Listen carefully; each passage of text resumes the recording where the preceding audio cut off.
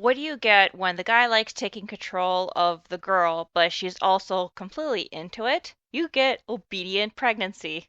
So the story seems to be about a girl who has been controlled her whole life by her father, looked down by her siblings, but apparently is completely cool with it. Compared to living in the orphanage, apparently this restrictive life is 1,000 times better than before. So ever since age 9, say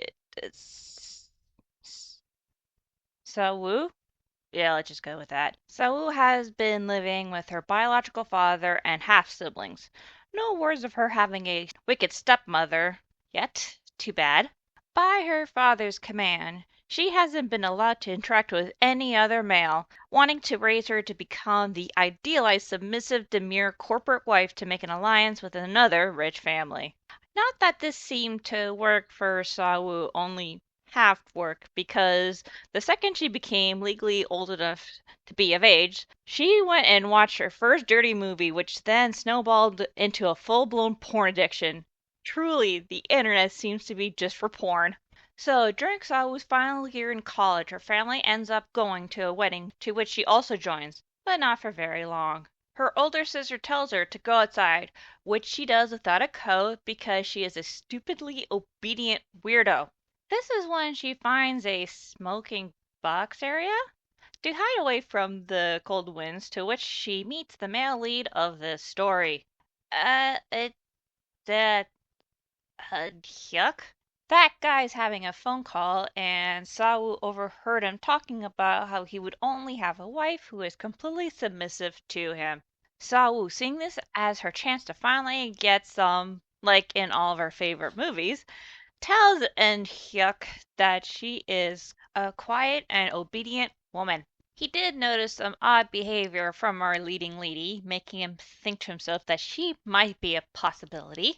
Though he is skeptical of her, he does end up letting her have his coat and tells her that he will find a way of seeing her if he is interested. And yep, he definitely is interested since he found out that she was performing ballet in some place. It isn't clear if he went to actually choose her to be his subby wife, especially since he left without actually trying to talk to her afterwards, though it seems like she noticed him and found him as he was leaving, to which they talk for a bit, and he gives her his business card for her to give to her father. Things happen in between that, and the next time they meet, to which they finally get to do the thing I believe the audience actually came here to really read about, and I assume the rest of this manhwa is just them banging in different places in different ways. So I remember talking about how I like things that are different in my previous reviews. Well, I got my wish. So just some information that I seem obligated to mention in this review. One is that the story has no censorship, meaning that the things the internet have lovingly dubbed lightsabers are nowhere to be seen. Oddly enough, I have noticed that some of the stories that Manta has been putting out recently hasn't had these lately, depending on which story, but even then it isn't certain. One of the stories that I've been enjoying on Manta is Predatory Marriage. And that story oddly seems to stop using the lightsaber in like the 11th hour of the second part. I remember it being so weird, like, what? Why? Sadly, I don't know why this has changed, and honestly, I kind of don't care. Well, regardless of all this, this is one of the two basic facts that Manta wanted me to mention. The other thing they wanted me to mention was that Obedient Pregnancy is already a massive hit in Korea. After reading the initial chapters and then doing my own usual research on the story, I sadly couldn't find a whole lot. Though this isn't too surprising, ever since Bato went down, it's been kind of a mess to find anything recently, especially stories that have yet or never will be officially translated into other languages. But the lack of my finding anything could be for multiple other reasons. It could be because it isn't actually completed in Korea. It could be that I am not looking in the right places. Also, my not liking social media and so not being able to ask other people directly. Because of the info of how huge this is in Korea, I would have loved to be extra excited about this story to help you guys want to read it. I feel like I might disappoint Manta because, like F my ex, I really dislike this story, but for completely different but seemingly similar reasons. Yes, it is the male character I have issues with, but not for the reasons that you might think. With just the first 8 chapters provided to me, it seems like Unyuk seems to be the one that has the character development coming. This has everything to do with his past. When he was young, his mother left the family, also leaving him behind. His mother left because she hated being cheated on by his dad. So, oddly, because of this situation, he doesn't really like to deal with elements that he doesn't see any way of controlling, like emotions. When Sawu first brings up becoming his wife, he wonders to himself right away if this is some kind of trap. The entire time he interacts with Sawu in the first 8 chapters, he seems to try to push her to see how far she will take something until she won't. He is literally and continuously testing her. Even though Sawu tells Hyuk that she is okay with him not loving her and only using her to have a baby, he just continues to tell her over and over again like he is trying to prove that actually, I can't tell what he's actually trying to do at all. It's almost like he is warning her not to expect a happy marriage, but he also can't tell that she is already thrilled with the arrangement because she can finally bone like in her favorite movies. I have found a couple of articles on Psychology Today and WebMD. They are about constantly testing your partner's love and signs of controlling behavior.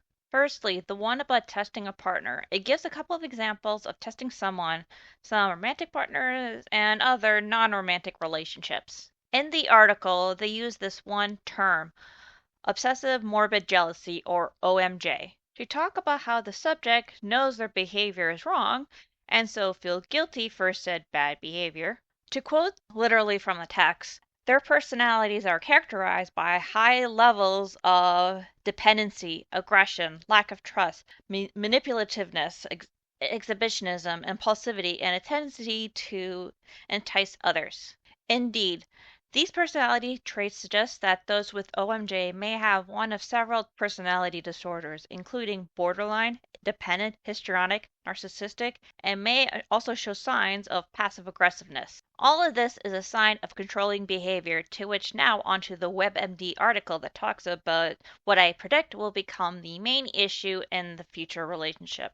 Coercive control, as quoted by WebMD, it's a pattern of abuse controlling behavior that can turn violent. Coercive control is when somebody, usually an intimate partner like a date or a current or former spouse, tries to dominate your life. They may intimidate you, keep you isolated, threaten you with violence, or terrorize you with actual violence. Thankfully, so far, it hasn't gone on the same level of Taming of the Shrew, but it is something to keep in mind for reading future chapters. Controlling behavior also has a similar list of personality disorders that can be associated with it. Even though I haven't seen Anyaga show any major signs of personality disorder, it's not my place to say whether or not, but he definitely has issues and needs to have them addressed with therapy right away. So far, in the first 8 chapters, he's only shown less for Sawu, but since this is a romance title, it's guaranteed that he will at some point fall in love with her. So this issue needs to be dealt with if they want to have a healthy relationship for the baby to grow up with. Another thing about the controlling nature that isn't a red flag yet is the fact that he just wants her to obediently do as he says. Honestly, the first thing I thought when I first read this was how in BDSM, the one who is truly in control is actually the submissive. Sadly, because of stories like 50 Shades, this isn't nearly well known as it should be, but I figured I should state it for the sake of stating it. And this is also where most of my uncertain feelings about this story comes from. Sa Wu is definitely one of these people, someone who's all for being told what to do, being handled in a rough way, carnally speaking. But again, the biggest problem is one I see probably in most Asian media is the complete lack of communication between the two romantic couple. I wish I knew if this was a cultural thing, people not saying important information straight up, because I knew this was a European thing for a while. It's my fear that Sawu will just allow Anyuk to take away her freedom more and more because she's seemingly fine with anything to the point that she might back herself into a corner where because she happily told him she was okay with whatever. I know it might sound a wee bit trashy to say this, but being upfront with a potential partner about preferences in the bedroom and also how you might come across these preferences isn't a terrible thing at all. It's actually healthy to do so, but I guess if we did do that, there wouldn't be a plot at all. But whether or not he ends up doing this or not, I don't know. This is kind of why I dislike doing reviews without knowing the ending. There isn't a complete picture to the analysis. I keep pointing back to my experience with reading The Golden Forest. I hated the story the first time I read it until I found the novel version and it explained why this character was behaving in such an odd way. It kind of being deterministic made it feel more like a Shakespearean tragedy rather than the chaotic mess that it felt like the first time I read it. So, the only conclusion I can give to whoever might be interested in this story is that I wouldn't want to read this personally. I like Sawu because she is funny, but I also feel bad because if she were a real person, I can predict that unless she tells Anyak that she has a porn addiction and her favorite ones had the men be rough, maybe some things that I fear will happen in the future might not. The thing I learned from my research on BDSM I did for this review is that both sexual partners need to have a complete and open conversation about likes, dislikes, what might be going past the limits, etc. I seriously wanted to be more positive about this story, but it wouldn't feel right to do so. This is one of the very rare stories where the female lead is actually looking forward to being carnal, would basically try anything, just generally sex positive. Plus, a smaller issue, though I had trouble finding a source from what I've heard over 10 years ago, but whatever. American otaku going to Japan to harass women there, hoping that they are like the girls in anime. Sadly, fiction can make people think certain things are normal and so okay, even though it's the furthest thing from okay. So, my final thoughts. At first glance, it seems like it would have been a wonderfully fun with open minded characters in a modern setting. You don't often see the female lead being the one overly excited for a sexual relationship, and we honestly should have more like her.